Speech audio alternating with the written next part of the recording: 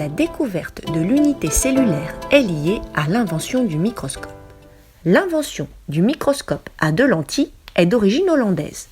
De lunetiers de Middelburg, Hans Janssen et son fils Zacharia ont inventé le principe de ce dernier vers 1590.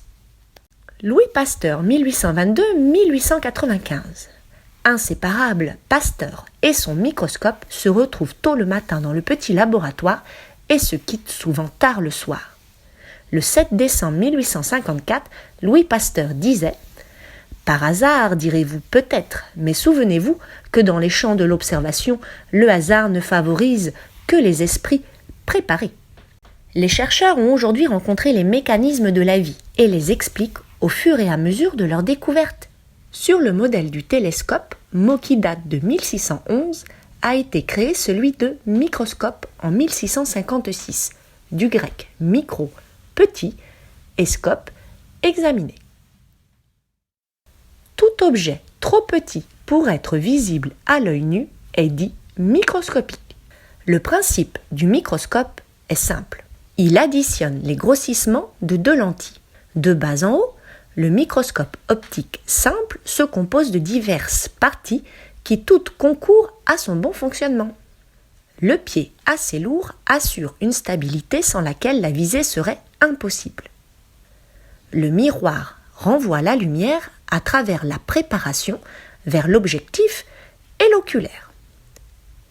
Le miroir est orienté soit vers la lumière du jour, soit en direction d'une source lumineuse.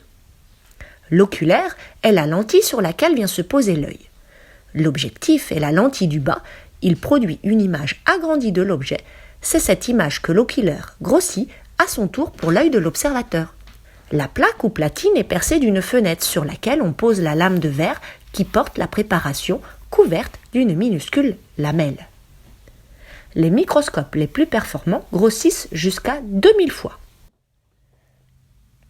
En 1924, le savant français Louis de Broglie constate qu'un faisceau d'électrons se comporte de la même manière qu'un rayon lumineux, mais sur une longueur d'onde 100 000 fois plus courte.